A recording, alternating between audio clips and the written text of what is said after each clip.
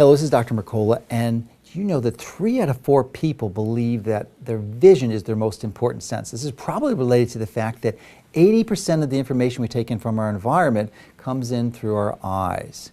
Well, unfortunately, most of us, or many of us, don't have ideal vision and tend to resort to other interventions to help to restore that to the point that we can see better. And many people use eyeglasses, and I want to tell you now, if you don't know already, that that is not an ideal way to compensate for this, because eyeglasses were never designed to be the perfect solution. And part of this is related to the fact that when you have less than perfect vision, it is not a static process. In other words, your eyesight will change gradually, better and worse throughout the day.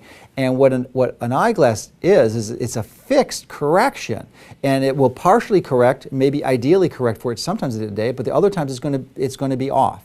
So it's really not the perfect way to do this. And hopefully, if it's reasonably close to what the visual dysfunction is, you'll be able to see better. But invariably, with time, everyone who's wearing a corrective lens will worsen their vision with time, which is, is not going to improve you. You'll just get worse. So, and this is true for contact lenses. It's also true, even worse, for LASIK. I don't have time to go into the specifics now, but for further down this page, there's additional information you can read to find out more about that. But interestingly, this is particularly tragic for children, because in some countries, less than 2% of the children are wearing glasses, where in other countries it's over 50%. And there's been some researchers who studied this very carefully, and when they looked at these non-developed countries, over 200 of them, in which they were not eating large amounts of grains and refined foods, that less than 2% of the population was wearing glasses. And that the moment they started to introduce these foods into their diet, it radically started to increase, and the people started to lose their vision. So this is a major clue that our diet has something to do with it. And it's probably related to the fact that when you have these grains and sugars and processed foods, your insulin tends to rise, and that causes metabolic dysfunctions and insulin growth factors, and that seem to have an effect and an impact on your vision. But if you are a child, I believe it's particularly tragic, because children tend to be the best group that responds most dramatically to these natural interventions, which we'll talk about in a moment. So some simple strategies you can do to limit the likelihood that your child will be wearing glasses would be make sure that they visit the right specialist, because if they're going to see a general optometrist or an OD, the likelihood that they'll be prescribed glasses is about 35%, 1 in 3 chance. If in fact they see an MD ophthalmologist, a specialist in eye diseases, that decreases to about 12%. But if they see a subspecialist, a pediatric ophthalmologist, the likelihood goes down to about 2%.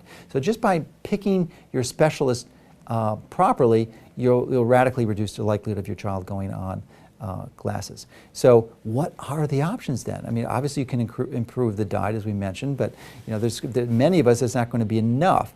And fortunately, about 100 years ago, there was an incredibly innovative, pioneering, renegade physician. His name was Dr. Bates.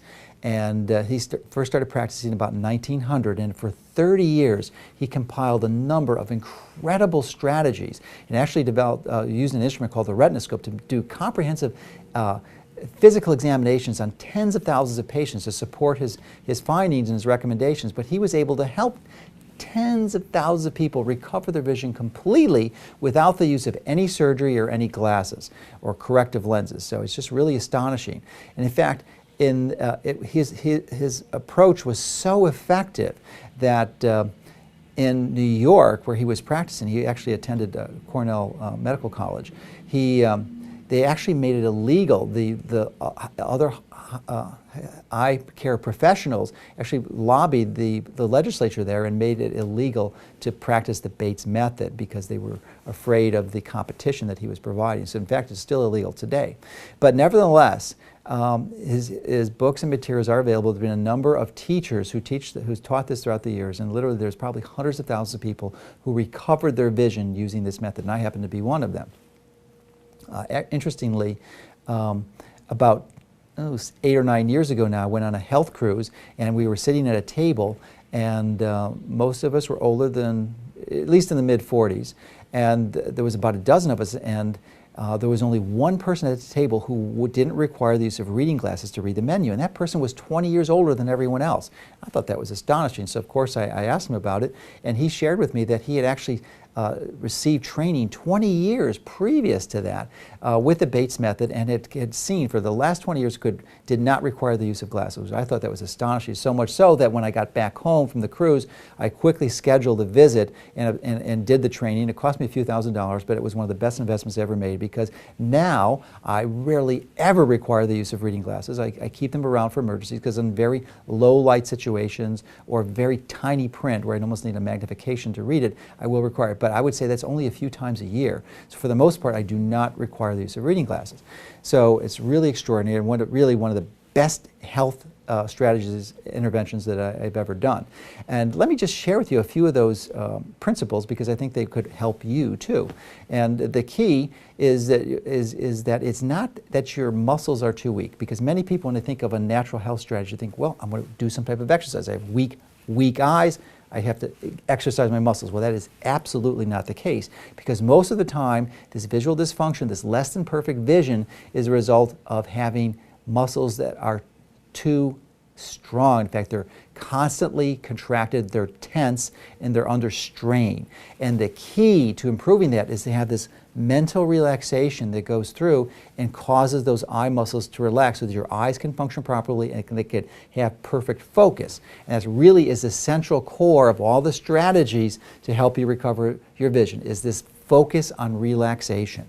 And it really is profound, because it has other benefits in your life, not just being able to see properly, but other benefits. Of course, many of you are familiar with benefits that relaxation strategies has from meditation and prayer and other approaches. So this is one of them, is that you can see better. Specifically, there's some little tips that you might like, and I think that you might find helpful. One of them is to understand that you typically do not want to squint. Now, when you're reading print that's hard to see, you'll tend to want to squint. And because why? Because it works, and you will be able to temporarily see a little better, but that is one of the worst things you can do. And if you find yourself or catch yourself squinting, you want to stop that immediately. And beyond that too, you want to notice any tension around your eyes. If you're reading on the computer screen or a book and you just notice that there's a little bit of a semi-minor squint there, you just want to consciously relax. So you do that all the time, check in to make sure that you're not doing that behavior, because that squinting is going to make your vision worse. And the alternative strategy that you can use if you need to see better for a specific print is to blink. Blink your eyes very rapidly, and that will help your muscles relax and will help you to focus, and you'll begin to see much clearer. Now, another strategy is that you want to avoid the use of sunglasses. That may sound like a contradiction, because if you're in the sun, you're going to want to squint. Well, you can easily compensate for that by wearing a hat or a cap, like I do. And this way your eyes will be in the shade, you won't be squinting. But if you wear glasses, pretty much any type of glass will filter out many of the beneficial wavelengths that are in sunlight. And there's at least 1,500 wavelengths that you need to nourish the retina. And if you're not getting those wavelengths, your eye health will be challenged. So that's clearly another benefit. Do not wear sunglasses. There are certain cases where you're going to want to do that, such if you're boating or if you're skiing on a bright sunny day on a slopes. You know that you're going to have way too much sunshine, so then there it may be useful. But that's pretty much few and far between. Now, another approach that you can implement is when you're on the computer, and many of you use your computers regularly, that is to avoid the temptation to increase the size of the font. So it's easy to do, it makes it a lot easier to read, but unfortunately it's a really not a good approach if you want to preserve your vision and improve your vision, because you want to continuously challenge your vision with progressively tinier fonts. So that if you can see tiny fonts, of course you're going to be able to see the larger ones. So don't increase the size of your font. It's really easy to do if you're in a Word document or something. You just can make your enlarge your document from 100% to 150%, or a PDF document. And of course it's really easy to read, but it's going to worsen your vision, just like wearing glasses or corrective lenses will. So, seeing great without the use of corrective lenses is really, unfortunately, is the minority of us who do that. And typically and invariably, as people age and they get beyond the age of the mid-40s or so, most people require the use of reading glasses. It's very rare where someone doesn't. So, but the Dr. Bates method works for the people like myself who require reading glasses, but it also works for people who are nearsighted and need glasses for distance vision. So it's really an amazing set of tools. Please try the recommendations that are on this page, and if it's not improving your vision like you would like, I've felt so strongly about this, I actually put together a course that goes into more specific details that's available, and it's really an amazing resource, and it's helped thousands of people, this course, help recover their vision. So hopefully this information will be helpful for you and your family, because a great sight is such an important part of taking control of your health.